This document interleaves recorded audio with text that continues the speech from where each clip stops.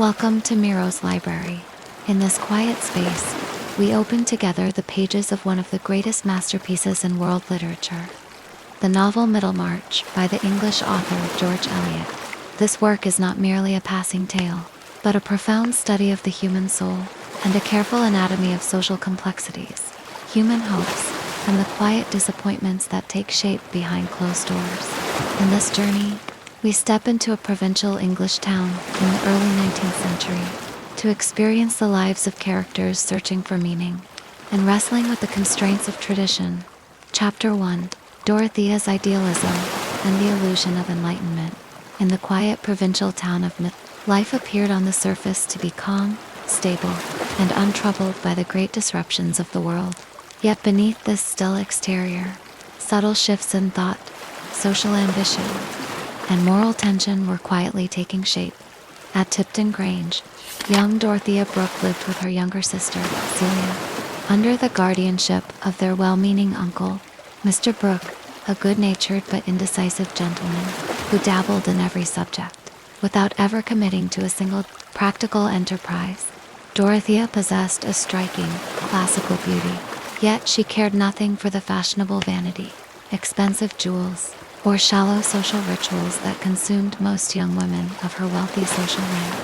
Her mind was driven by an intense, elevated idealism, a deep hunger to lead a life devoted to noble purposes, and a powerful desire to perform grand, selfless deeds that would leave a lasting benefit on the world around her. She spent her days drafting architectural plans to construct clean, well-ventilated cottages for the poor tenant farmers on the estate, hoping earnestly to elevate their hard, impoverished lives through practical improvement and social charity. Her sister Celia, by contrast, was an entirely different nature, endowed with practical common sense, a quiet appreciation for everyday comforts, and an instinctive suspicion of grand and practical schemes. Into their quiet household stepped Sir James Chatham, an amiable, wealthy baronet of good standing and gentle manners, who sought to win Dorothea's heart and make her his wife. Determined to earn her regard, Sir James willingly offered to finance and build her planned cottages, believing that catering to her benevolent intellectual interests was the surest path to her affection. However, Dorothea regarded Sir James as purely conventional, a kind and agreeable gentleman who lacked the deep intellectual gravity, the spiritual depth, and the commanding mind she secretly sought in a husband. It was during this period that Reverend Edward Case, an austere scholar and clergyman nearing 50 years of age, entered the social circle of Tipton Grange. Casaubon had dedicated decades of his solitary life to an enormous academic endeavor titled The Key to All Myth, a sprawling manuscript intended to demonstrate that all world mythologies were mere corruptions of a single, original divine tradition. To Dorothea's eager, inexperienced eyes, this pale, scholarly man appeared as a great modern prophet, a towering intellectual mentor who could guide her raw mind toward true wisdom and unlock the deepest treasures of human knowledge. She envisioned a marriage with him not as an ordinary domestic partnership, but as a sacred intellectual calling, where she could sit quietly at his desk, translate his ancient texts, take down his dictated thoughts, and share in the glory of an enduring masterwork. Mr. Casaubon, on his part, was seeking an obedient, devoted companion who would admire his learning, manage his domestic life with quiet reverence, and support his failing health without questioning his scholarly authority or exposing his private self. Celia gently warned her sister about Casaubon's gloomy disposition and advanced age, while Sir James watched the developing courtship with genuine grief and deep concern. But Dorothea dismissed every objection as narrow and shallow. When Casaubon finally sent a formal letter proposing marriage, Dorothea accepted him with breathless joy, convinced that she was stepping into a magnificent life of noble duty and elevated understanding, entirely unaware of the emotional coldness that awaited her. Meanwhile, Sir James Chatham quietly accepted his rejection with dignity, gradually turning his warm attention towards Celia, whose sensible, gentle nature provided a much more natural and harmonious match. Thus, Dorothea willingly surrendered her youth and radiant spirit to a pedantic scholar, stepping forward into a cold, labyrinthine world of unfulfilled promises, while the provincial society around her prepared for the inevitable consequences of her blind devotion. Chapter 2. The arrival of Lydgate and the bonds of ambition. Around the same time Dorothea was sealing her fate with Mr. Cup, a dynamic and ambitious new figure arrived in the quiet town of Middlemarch, carrying an entirely different kind of modern intellectual energy. Tertius Lydgate was a talented, handsome young physician from an ancient, respectable lineage, who had chosen medicine as a true calling rather than a desperate means to secure a quick fortune. He had pursued advanced medical education across the great academic centers of Europe, studying the latest clinical methods in London, mastering physiology in Edinburgh, and learning groundbreaking pathology in the vibrant hospitals of Paris. He came to Middlemarch not to settle into the lazy, profitable routines of provincial practitioners, but with an ardent determination to revolutionize local medical standards and conduct original research on primitive tissue and cellular anatomy. Lydgate possessed a fierce contempt for the common medical corruptions of the era, especially the customary practice of prescribing excessive bottles of useless medicine merely to extract dishonest fees from unsuspecting patients. He firmly resolved to charge only for his professional medical advice, refusing to sell drugs directly, a bold ethical stance that instantly unsettled the older, conservative doctors and apothecaries of the district. His arrival coincided with the major civic development in the town, the construction of a brand new fever hospital, funded primarily by Mr. Nicholas Bulstrode, a wealthy and pious banker whose stern moral authority was both feared and resented. Bulstrode saw in the brilliant young physician an ideal director for his modern institution, offering Lydgate independent clinical leadership, advanced laboratory facilities, and the freedom to test new sanitary methods without traditional interference. However, by aligning himself so closely with the controversial banker, Lydgate unwittingly walked into a treacherous social and political minefield, alienating the prominence of local doctors who viewed the newcomer as an arrogant upstart threatening their established authority. Lydgate foolishly dismissed these brewing resentments as petty provincial jealousies, supremely confident that his superior knowledge, refined background, and dedication to scientific truth would easily overcome all small-town resistance. While Lydgate's professional mind was sharp, rational, and deeply devoted to scientific inquiry, his private views on domestic life and women were remarkably naive, romantic, and governed by unexamined social prejudices. He believed that an educated, hard-working gentleman required an elegant, decorative wife who could adorn his home with gentle charm, provide unquestioning admiration, and remain completely separated from the difficult struggles of his scientific work. It was in this vulnerable state of mind that he encountered Rosamond Vincy, the celebrated beauty of Middlemarch, daughter of the prosperous town mayor and sister to the carefree, indebted young Fred Vincy. Rosamond was graceful, refined, and meticulously educated at Mrs. Lemon's fashionable finishing school, possessing flawless social manners, an enchanting singing voice, and an unyielding obsession with luxury and aristocratic taste. From the very moment she observed Lydgate's refined aristocratic connections, Rosamond decided that this handsome newcomer was the perfect vehicle to elevate her above the ordinary, vulgar middle-class society of Middlemarch. Lydgate, enchanted by her delicate beauty and sweet demeanor, found himself drawn into a frequent and dangerous intimacy, completely blind to the fact that beneath her soft exterior lay a stubborn, cold, and intensely materialistic nature.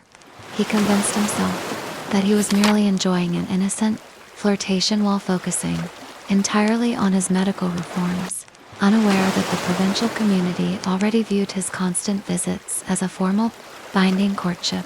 Thus, while Dorothea struggled with her austere illusions at Lowick, another intricate web was closing around the ambitious young doctor, weaving domestic vanities and financial entanglements that would soon threaten his grand scientific aspirations. Chapter 3. the disillusionment in Rome, and the stifling marriage. Following their quiet wedding at Tipton Grange, Dorothea and Mr. Casaubon embarked on a long, arduous wedding journey to Rome, the historic center of ancient art, classical ruins, and enduring Catholic monuments. To Dorothea, the Eternal City was not merely a picturesque holiday destination, but a magnificent open-air museum, where she hoped her husband's vast historical research would finally come alive before her eager, observant eyes, instead of intellectual companionship and emotional warmth. However, the young bride found herself completely isolated in cold, vast apartment rooms, surrounded by ancient stone walls, heavy antique tapestries, and oppressive silence. Mr. Casaubon spent almost every daylight hour locked inside the dark, dusty halls of the Vatican Library, copying obscure ancient manuscripts, cataloging forgotten religious fragments, and burying himself in endless repetitive academic notes. Whenever Dorothea gently attempted to express her heartfelt thoughts or offer practical assistance with his extensive studies, she was met with cold indifference, polite condescension, or suspicious, defensive silence from her weary husband. Casaubon viewed her youthful enthusiasm and spontaneous questions not as signs of devotion, but as intrusive, critical judgments, designed to expose his intellectual limitations and reveal his growing fear of scholarly failure. It was during this period of deep, silent grief in Rome that Dorothea encountered Woloda's, Casaubon's young, spirited, and impoverished second cousin, whose artistic temperament and lively imagination stood in total contrast to Casaubon's gloomy rigidity. Ladislaus was living as a free-spirited art student in Rome, supported by a modest financial allowance provided by though he harbored an open contempt for his older cousin's dry, pedantic approach to literature and human history. When Ladislaus visited Dorothea, he instantly perceived the profound loneliness and crushing spiritual disappointment hidden behind her composed, elegant exterior.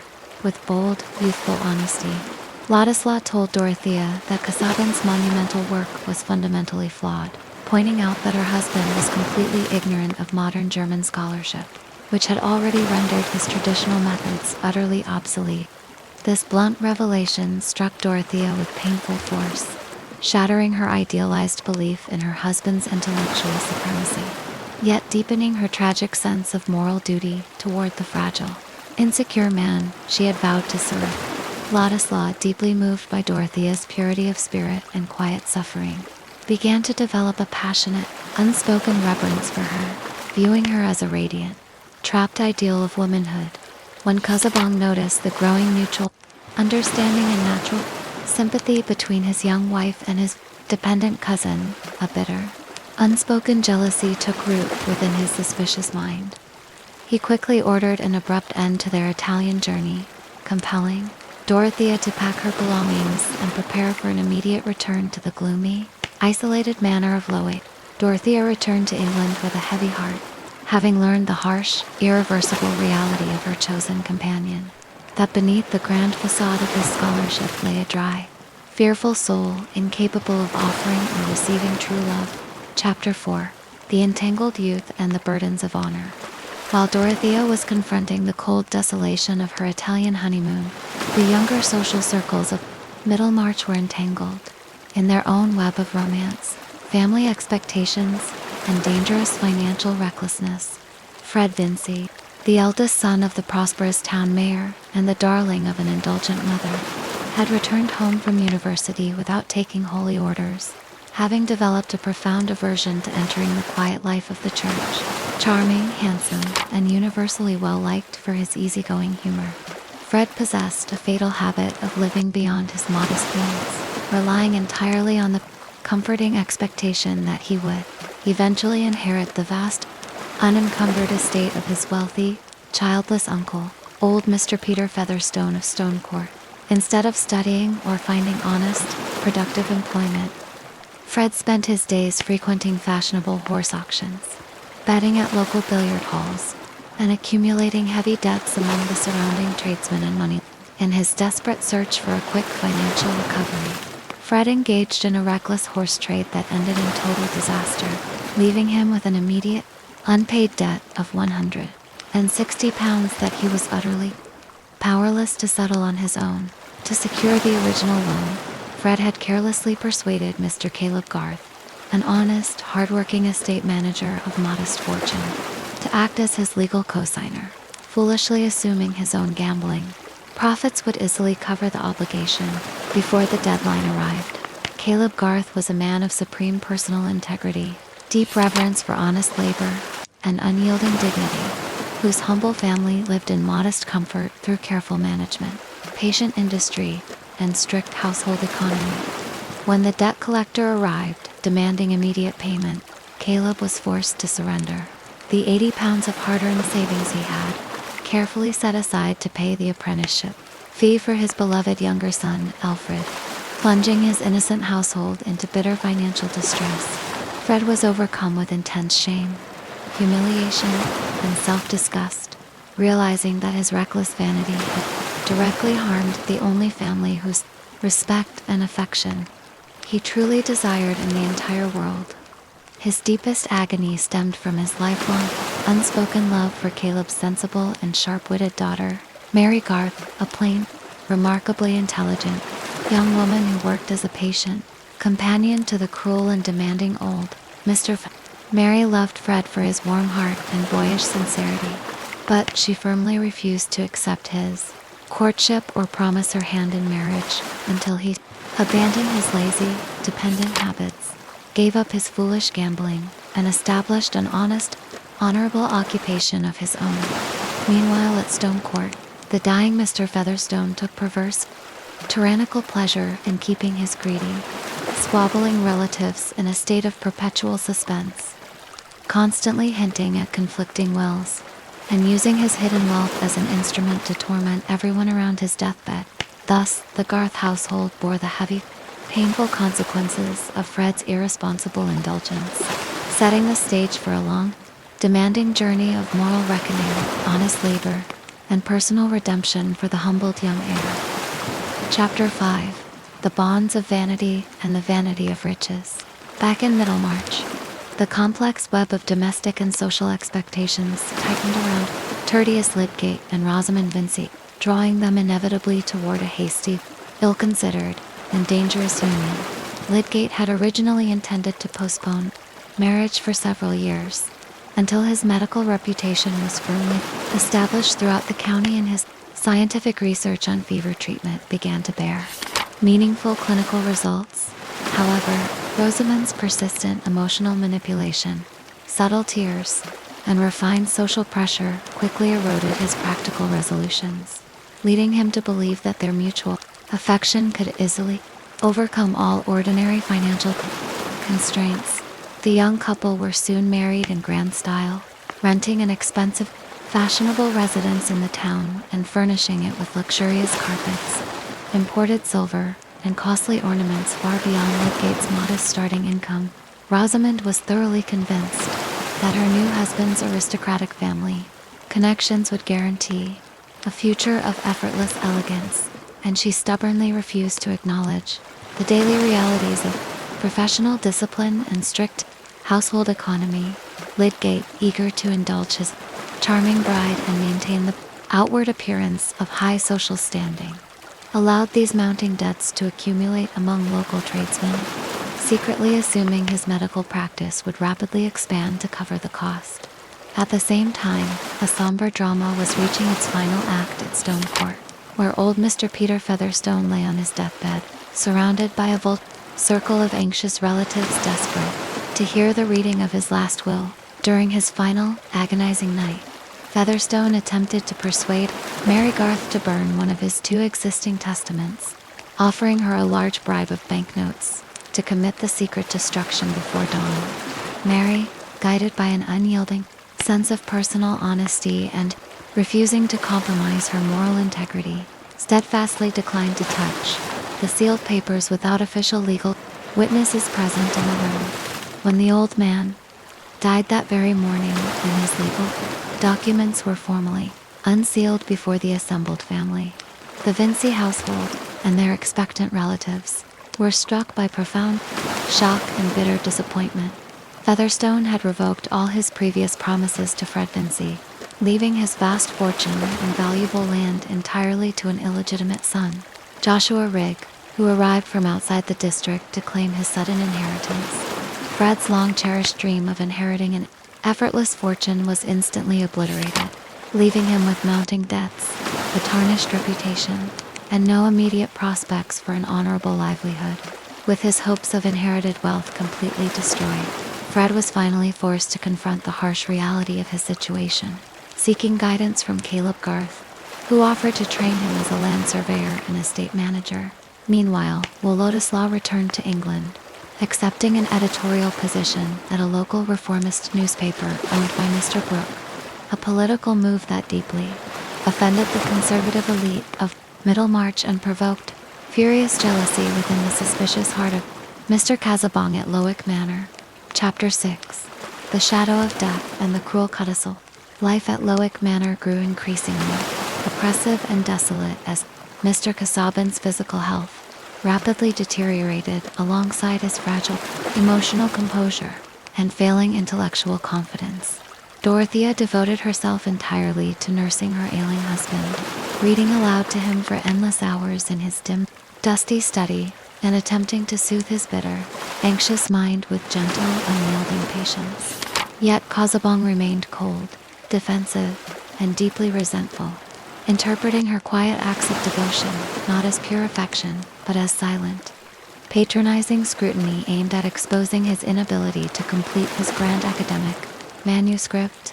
His obsessive jealousy toward his young cousin, Will Ladislaw, consumed his thoughts day and night, especially after Ladislaw settled directly in Middlemarch to edit the local reformist newspaper and frequently visited Tipton Grange. Casaubon explicitly forbade Will from ever stepping foot inside Lowick Manor again, seeking to sever all social and intellectual contact between the spirited young artist and his devoted, impressionable wife. Dorothea pleaded for justice and elementary fairness toward Will, reminding Casaubon that Will had been unjustly disinherited by his own family history. But her honest, passionate appeals only deepened her husband's paranoid and irrational suspicions. Dr. Lydgate was summoned to Lowick to examine the failing scholar, and he privately delivered a grave, uncompromising diagnosis to Dorothea, warning her that Casaubon suffered from severe organic heart disease and might die suddenly under any sudden emotional strain.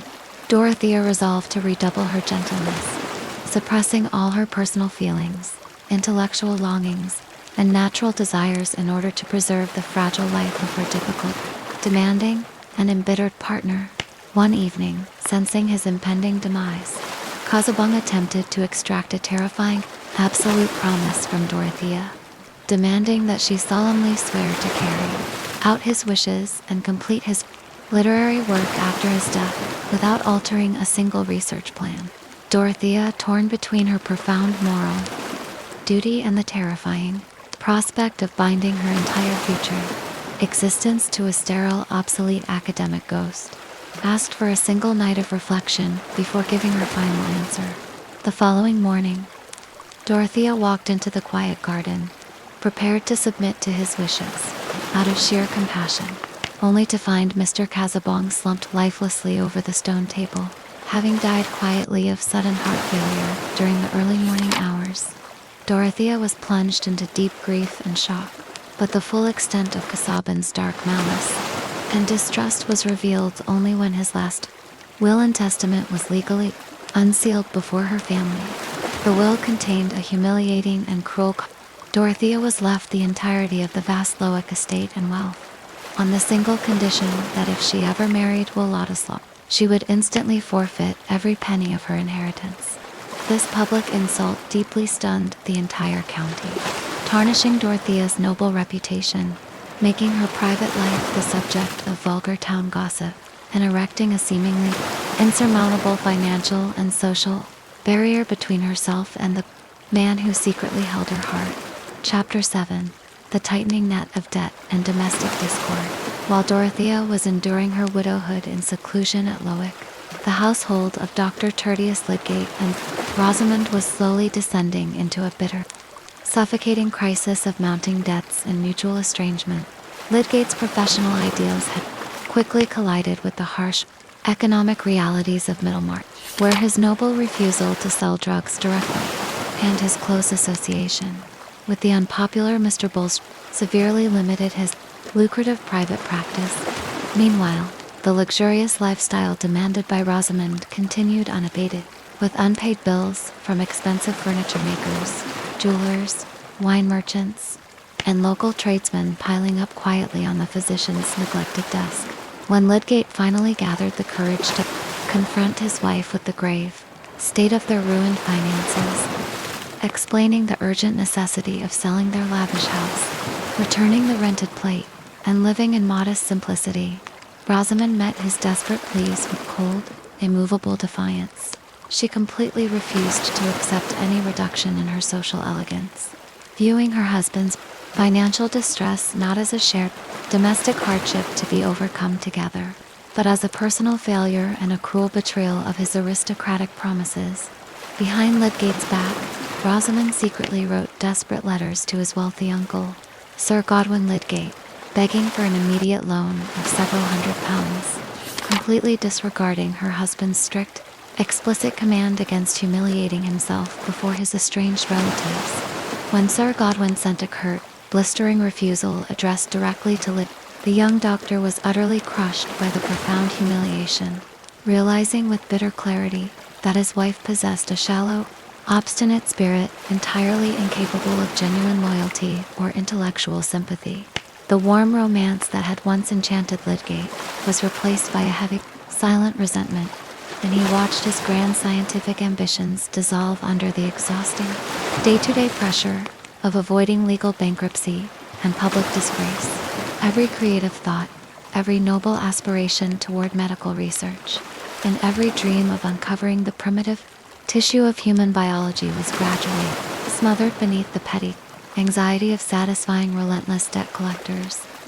In his growing despair, Lydgate began to frequent the local billiard rooms, seeking brief, reckless distractions through gambling, only to sink deeper into the inescapable financial mire that threatened to destroy his professional standing forever. Rosamond, entirely wrapped in her injured vanity, continued to blame Lydgate for depriving her of the high society she felt entitled to enjoy, further widening the emotional gulf between two people bound together in an miserable union. Thus, the brilliant young reformer found himself thoroughly trapped within the ordinary, suffocating web of provincial materialism, facing the imminent ruin of his noble name, his scientific career, and his deepest personal integrity. Chapter 8. The Dark Past and the Poison of Scandal. While Dr. Lydgate was desperately struggling against the imminent threat of bankruptcy, a far darker and more destructive storm was gathering over the formidable figure of Mr. Nicholas Bulstrode.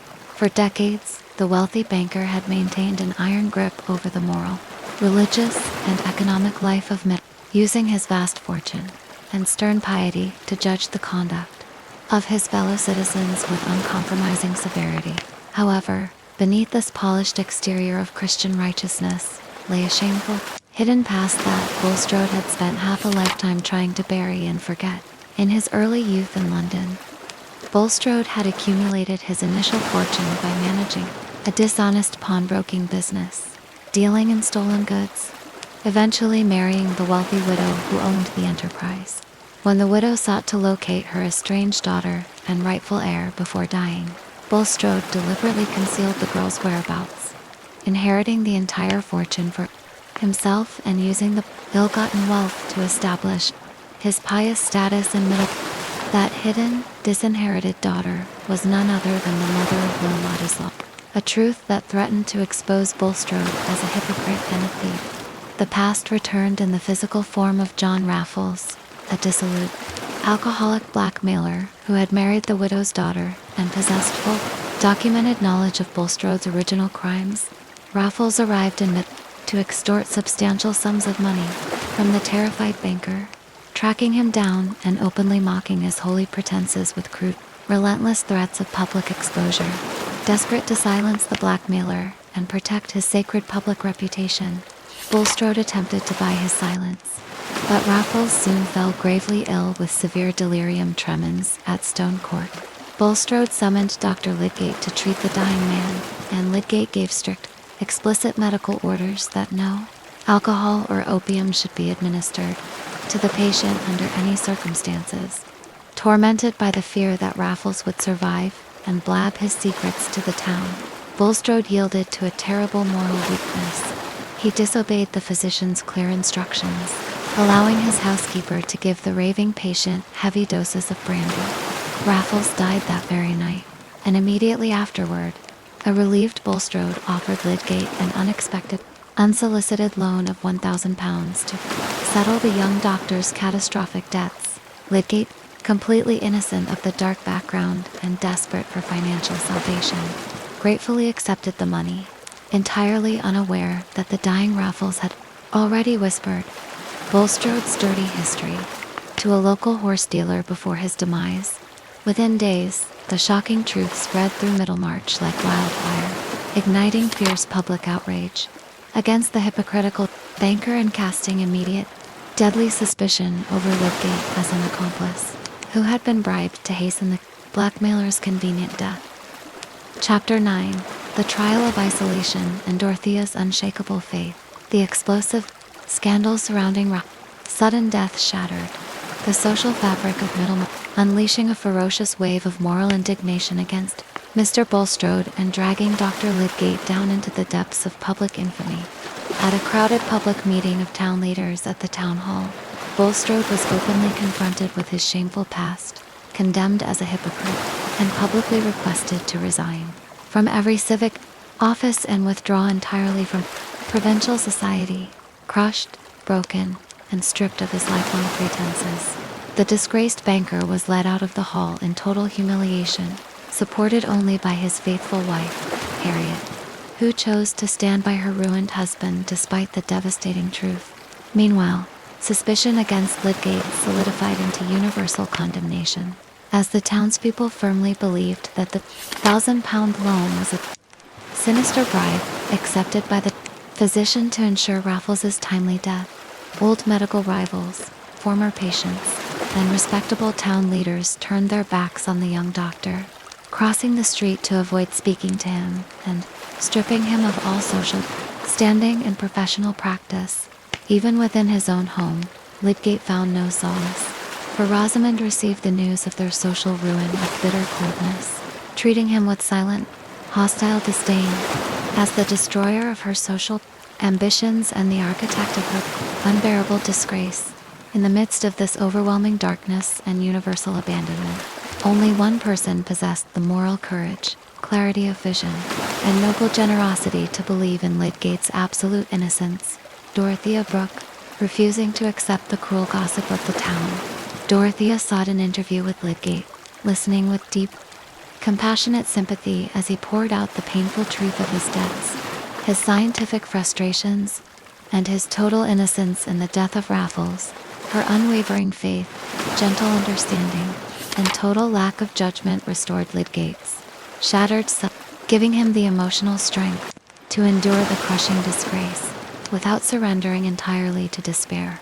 Determined to save the young physician and heal the wounded marriage, Dorothea resolved to visit Rosamond personally, hoping to awaken a spirit of loyalty and tender support within the heart of the obstinate young wife. However, when Dorothea entered the Vincy drawing room unannounced, her own heart was struck with profound shock and agonizing grief. She found Will Lotuslaw holding Rosamond's hands in an attitude of intense, intimate devotion. Dorothea withdrew in haste, silently enduring a night of bitter agony, convinced that Will had betrayed her unspoken love and given his heart to Rosamond, while her own noble ideals seemed once again shattered by the cruel reality of human weakness. Chapter 10. The Triumph of Love and the Quiet Web of Destiny. Following a long, sleepless night of agonizing grief and intense emotional struggle, Dorothea refused to surrender to bitterness or let personal heartbreak crush her noble nature. She resolved to return to Rosamond's house the very next morning, determined to fulfill her original, compassionate mission of offering moral and financial support to the beleaguered Lydgate family. Dorothea's unexpected gentleness, pure sincerity, and absence of reproach profoundly touched Rosamond's guarded heart, awakening a rare moment of genuine honesty within the vanity-driven woman. Rosamond confessed the complete truth, that while Ladislaw had never loved anyone but Dorothea, and that his agitated presence in the room the previous day was merely an impassioned rejection of Rosamond's flirtatious advances. This revelation lifted the heavy shadow from Dorothea's heart, clearing the painful misunderstanding that had threatened to keep the two soulmates apart forever. Shortly after, during a sudden, violent rainstorm at Lowe, while Ladislaw came to take what he believed would be his final, painful farewell before leaving Middlemarch permanently to pursue a political and legal career in London. In that quiet library, surrounded by the heavy memories of her sterile past, the deep, unspoken passion between them finally broke through all social barriers, fear of poverty, and the cruel restrictions of Casaubon's vindictive will. Dorothea boldly renounced the vast Lowick estate, the grand manor house, and her luxurious independent fortune, declaring with radiant joy that she preferred a life of shared struggle, genuine love, and modest means alongside will. Despite the fierce opposition and loud social outrage of her family and the conservative Middlemarch elite, Dorothea and Will were happily married, moving to London where Will achieved distinction as an ardent public reformer and member of Parliament. Meanwhile, the other lives, tied to the fabric of settled into their permanent destinies through patient labor, compromise, and the irreversible passage of time. Fred Vincy, through humble perseverance and honest, diligent work under the generous guidance of Caleb Garth, proved his steadfast moral character and finally earned the hand of Mary Garth, living a serene, joyful, and productive life at Stone Court. Tertius Lydgate, however, never fulfilled his grand youth-inspired dreams of revolutionary medical discovery, yielding to Rosamond's unbending desires. He left Middlemarch and built a lucrative, fashionable practice among the wealthy elite of London and continental spas, dying in his 50s regarding himself as a profound failure, who had surrendered his scientific soul. Thus, the complex tapestry of Middlemarch reveals that our individual lives are bound together in an invisible, intricate web of social influence, where grand historical triumphs matter far less than the unhistoric acts of ordinary, noble hearts whose hidden goodness keeps the world from descending into darkness. As we close the pages of we are reminded that our lives are shaped by quiet choices rather than grand victories. Dorothea's sacrifice and Lydgate's compromises show us that the growing good of the world depends largely on unhistoric acts and those who live faithfully in obscurity. Thank you for listening, and welcome always to Miro's Library.